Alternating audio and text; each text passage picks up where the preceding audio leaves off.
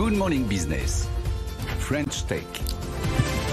Et à 6h43, notre French Tech aujourd'hui, c'est Justine Pérussel, cofondatrice de Temo. Bonjour. Bonjour. Alors, c'est vrai que c'est une industrie qui a mis un peu de temps à vraiment prendre à bras-le-corps la nécessité de transformer, d'électrifier, de décarboner.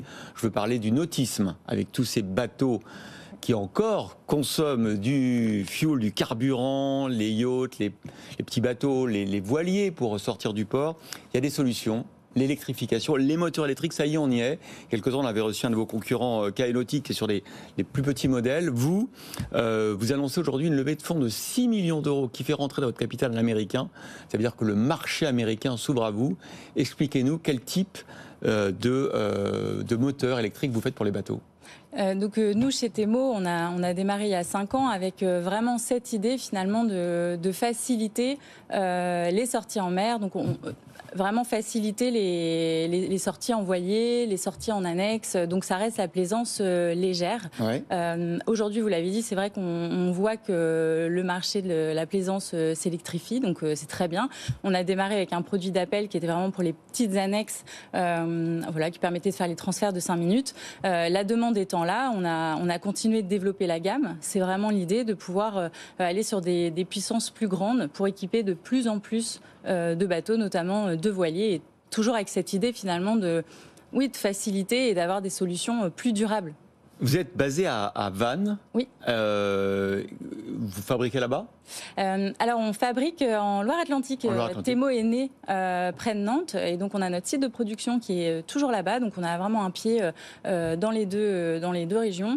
Et puis aujourd'hui, on s'est installé à Vannes pour avoir un petit peu plus les pieds dans l'eau, notamment pour notre développement produit, la R&D, tout le commercial. Alors donc je disais, vous êtes évidemment une entreprise française, vous êtes financée par la BPI, vous faites partie de France 2030, mais là c'est important parce que pour votre développement futur, vous faites rentrer un Américain, At1 Ventures, et du coup vous avez 15 salariés, vous prévoyez d'en avoir 100 d'ici 5 ans. Ça veut dire que là, vous allez à la conquête de l'Amérique ? En fait, donc c'est vrai que c'était pas un but au départ d'aller chercher un fonds américain. Il se trouve qu'At1 Venture est rentré dans l'aventure avec vraiment cette idée de vouloir nous accompagner sur des volets notamment d'export, de structuration. On a beaucoup aimé leur approche et le marché Nord-Amérique, c'est vrai que c'est un marché qui nous attire depuis quelques années. Parce qu'on sent que la demande est très forte et on le voit bien. Il y a beaucoup de plaisanciers là-bas. Donc c'est sûr qu'avec At1 Venture à nos côtés, c'est un bon. On pense que c'est un super partenaire pour nous amener là-bas. Ouais. Alors c'est vrai que ce marché du nautisme s'électrifie petit à petit, en commençant par les petits bateaux.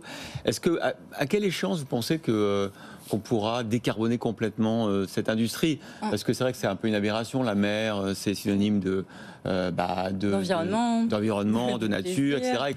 Et que maintenant, on a du mal à voir des gros bateaux consommer des milliers de litres de carburant pour quelques heures de navigation. C'est un peu une aberration.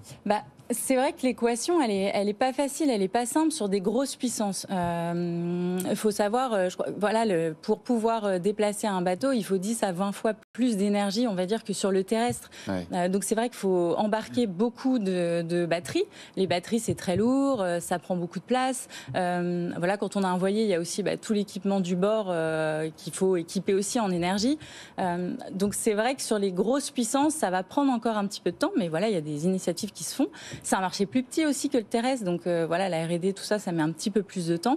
En tout cas, nous, chez Temo, la vision, c'est vraiment la faible vitesse sur des courtes distances, et là, l'électrique a tout son sens. Et on le voit notamment, vous parliez d'un de nos collègues, là. Il y a beaucoup de marques qui viennent sur ce marché-là, parce que sur des faibles distances, là, l'électrique, on peut se permettre d'avoir quelque chose d'électrique pour naviguer calmement, proprement, de façon silencieuse. Et là, je pense que là, le déclic est vraiment arrivé. Il y a les réglementations aussi. Il y a de plus en plus de pays qui vont un petit peu forcer les plaisanciers à aller dans ce sens-là. Donc, surtout sans doute dans l'approche des ports, etc. On est au bon moment. Bon, combien ça coûte d'ailleurs pour électrifier son voilier, par exemple ? Du coup, ça dépend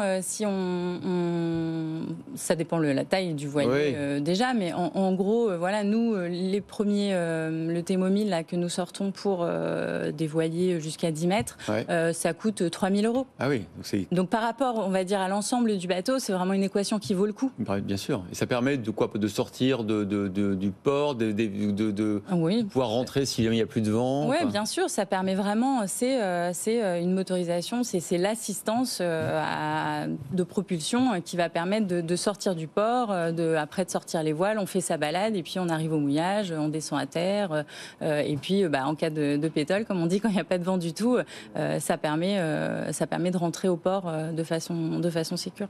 Voilà, Temo avec donc sa cofondatrice Justine Pérussel. Merci beaucoup pour l'invitation. Merci d'avoir été là et puis on soutient l'électrification du nautisme. Donc merci à vous et bravo. Merci.